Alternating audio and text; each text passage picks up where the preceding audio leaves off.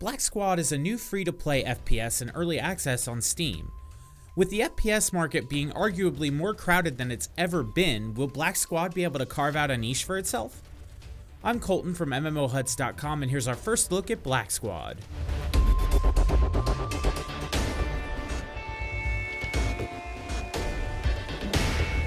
Black Squad is a rather simple first-person shooter by today's standards. The game offers a more nostalgic experience, opting to ignore more contemporary genre trends in favor of a simpler approach. The game lacks much in the way of verticality, but it has a decent feel to it. Controls are tight, but some of the bindings and default settings are quite the head-scratcher. First, I've found the default aiming sensitivity to be way too low to be useful. I got it to a good place with some fine-tuning though, so it's an easy fix. What isn't an easy fix is the sprint binding and animation. The default sprint button is the scroll wheel click, and using it puts away whatever gun you're holding and draws your knife. This adds even more time between stopping your sprint and shooting at an enemy as you redraw your weapon. It just doesn't make sense. Confusing control choices aside, the game plays rather smoothly. Respawn times are extremely quick. The game tosses you back into the action almost immediately. Aside from this, the game doesn't reinvent the wheel in terms of basic gameplay functions. Visually, Black Squad looks sharp. Models and animations are crisp, and enemies are easy enough to tell apart from teammates. It isn't the best looking game I've ever seen in the Unreal Engine, but it's not bad by any stretch of the imagination.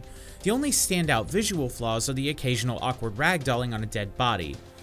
From a sound design perspective, the game shines, but the in-game volume levels are in serious need of adjustment. You'll want to spend some time fine-tuning them before you seriously commit to the game. Gameplay in Black Squad takes place across 4 different modes. First, you have the traditional team deathmatch. Play to a score of 150 to win. Next, you have demolition mode. This is a standard bomb plant mode where one team tries to plant a bomb and the other team defends. Demolition mode comes in 2 team sizes, 8v8 and 5v5, and is a no respawn mode. As such, eliminating the other team entirely is a method of winning as well. Third, you have one of the 2 most interesting modes in Black Squad, Assassination. This is a no respawn mode in which the attacking team attempts to infiltrate a building armed with laser alarms. Once inside, you must assassinate the VIP target. The VIP can fight back with a pistol, but that's it. Once you've killed the VIP, the attacking team must make it to the helicopter extraction point with at least 1 team member alive to win the round.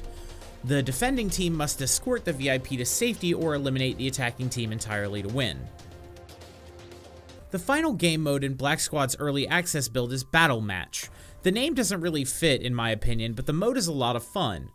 Each team has 5 points on the map designated with letters A through E. At each point there's a massive crate. Your goal is to destroy all of the enemy team's crates before they can destroy yours. It starts out a bit slow, but close games get more and more frantic as they near the end.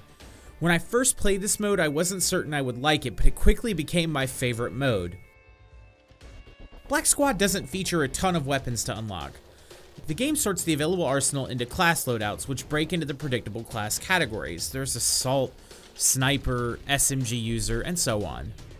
The problem is these classes are only available in battle mode. They disable them in other modes for the sake of balance, but it damages the potential depth of the game as team composition becomes less of a factor. You win gold, the game's most prominent free currency, from playing matches. Weapons unlocked with gold are strictly rentals, however. If you want to unlock guns permanently, you need to use another currency called medals. You earn medals for completing daily and weekly challenges, and it's also a gameplay-only currency. Black Squad does also have its cash currency, which is bullets. You use bullets on cosmetic boxes for skins and new models for in-game guns and items. There are no gameplay affecting items available for purchase with money, so the game does keep its promise of absolutely no pay to win. Black Squad does still have its share of problems though. The largest of these was the overall bare-bones feeling of the game.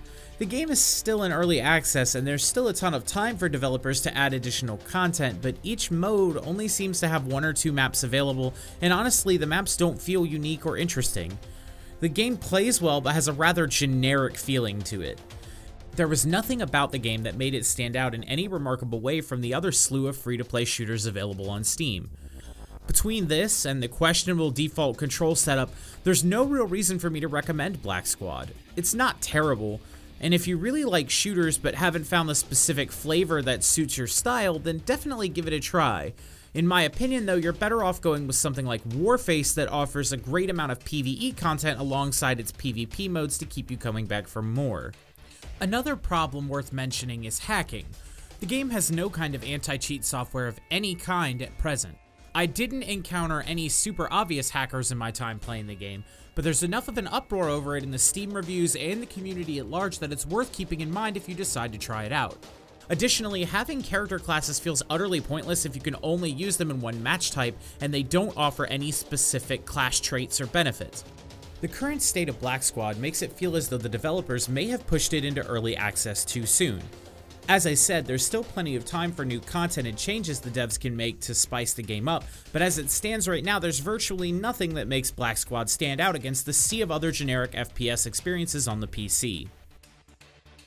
Well, that's all for today. Make sure you let us know what you think down in the comments below, make sure you subscribe, and keep it locked on MMOHuts.com for all the latest gaming news and reviews.